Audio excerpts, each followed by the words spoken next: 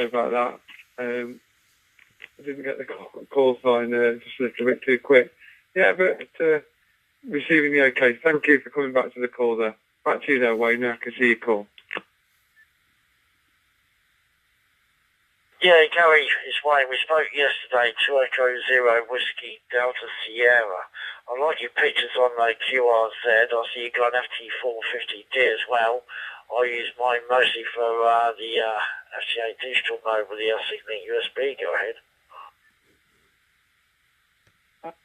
Okay, yeah. Hello, Wayne. How are you? Yeah, I'm just trying to...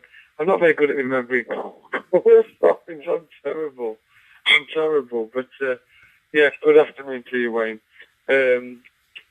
Yeah, I've got a couple of Yaesus, actually. I've got a couple of Yaesu radios. I've got an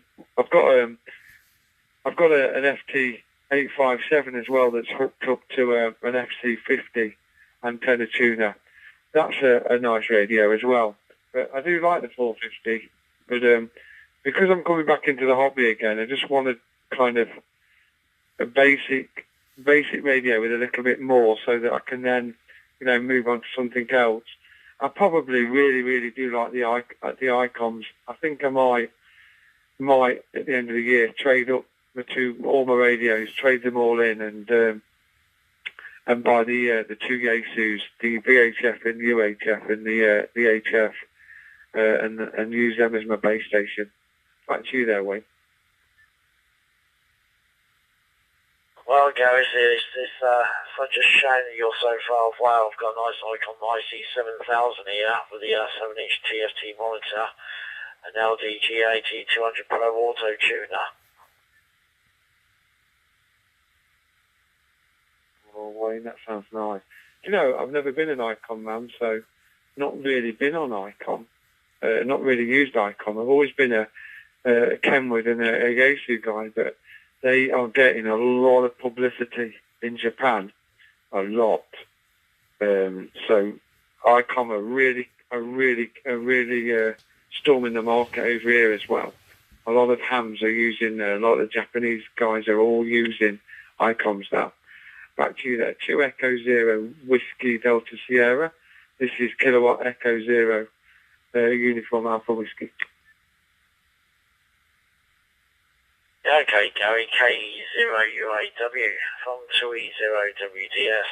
Yeah, I've also got an Icom 92D handheld as well, Gary. I think they're great big kit for a handy, for a D-Star actually, so you can just walk around the house with it,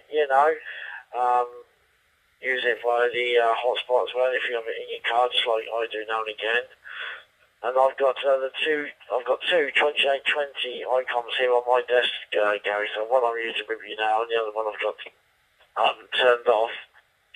And that's on top of my 450D, which I've also got an mobile tuner, the 945E.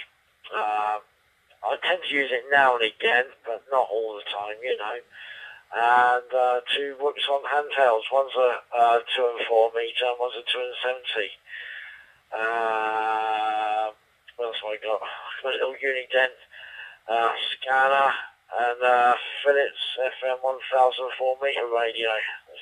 So, little mixture here, Gary. Go ahead. Yeah, you've got a nice station there. I'm just looking at your QRZ page. Yeah, you've got a 950 as well. Yeah, so yeah, looks quite. You've got like a nice setup there. Thing is, HF, it's just dead, isn't it?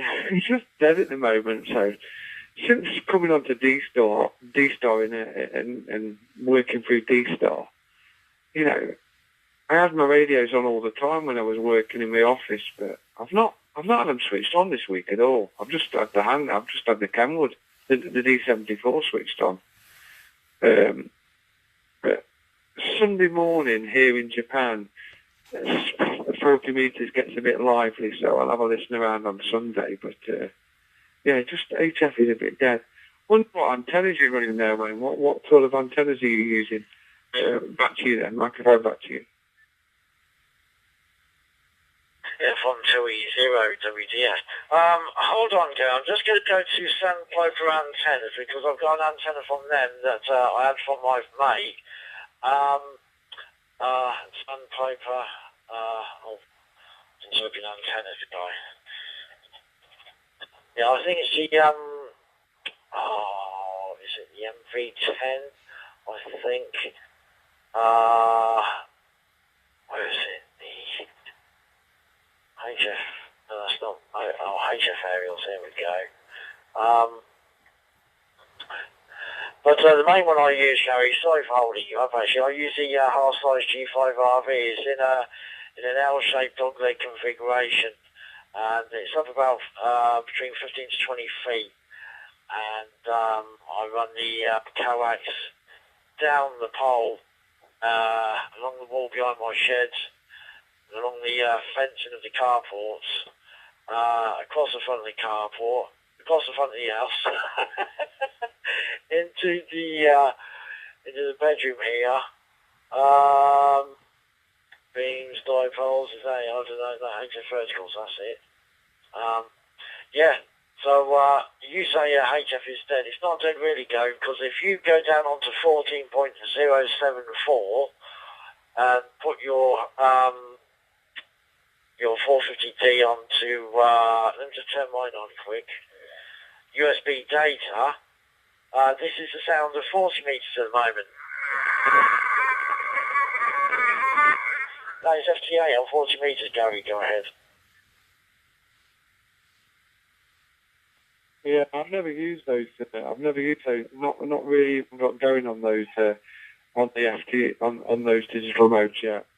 Not really, I've been around radios for years and years and years since the 80s shortwave listening and 11 meter bands, but never really got going on the amateur side. And then, like I say, the last 18 months, just rebought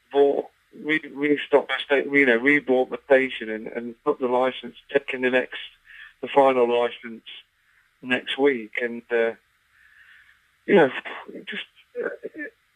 it's just all new to me. Everything's new. The radios are new. They're all just a lot. Everything's a lot different. But antenna-wise, here I'm running something called a Diamond HFV5, like a dipole antenna, and that's pointing west. And then I'm also running a Diamond X7000 for VHF UHF. But for D-Star, I'm just running into a hotspot. But yesterday, I did plug my X7000 into my hotspot, and I went out to the local park, which is about a mile away, and was still able to access my hotspot. So I was pretty happy about that. Microphone back to you there, Wade. Yeah, okay, cool there. Yeah, I'm just looking at that antenna, HFV5. Yeah, that was good, 40 to 6 meters. The other antenna I've got is the Sandpiper. If you Google Sandpiper antennas, where's the product categories? You click on HF antennas. HF verticals, sorry. Yeah, if you find HF verticals, there's one called Mike Victor 10. It's 6 meters all the way up to 160 meters. Gary, go ahead. Yeah, okay, Wayne. I might have a look at that. I made a note of that. Yeah, I'm stuck. I've got to, because of I've not got any pictures of my house here in Japan, but I'm stuck to be having a whopping great tower and beam up. I've really got to find something vertical. I'm still messing around, really, trying to find what is the best antenna to use. But I think eventually I've got to find some sort of vertical. I am aligned to alpha antennas, and I do use magnetic loops. I've got a couple of magnetic loops, and I've also got an alpha full metal jacket vertical. But I use them in portable, doing SOTA events, doing SOTA with those antennas. But yeah, so I've really got to find myself a vertical. I think I found a nice vertical for VHF, UHF. Just finding a vertical now for HF, and try to make them as stealth as possible, really, for where I am. Microphone back there to you, Wayne. Yeah, okay, Gary, I've got to manage my phone actually because my lunch is just finished cooking actually, so I've just got to go and see to it now actually. I'll tell you now, antenna that I made quite a few years ago, and it does work. It was constructed by a gentleman I knew. He was on ham radio deals online.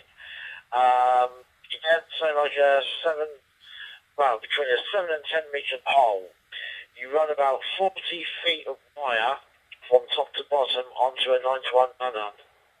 And that can do up to 80 metres, 80 to 6 metres. That might be another good thing for you actually. So just take the section together.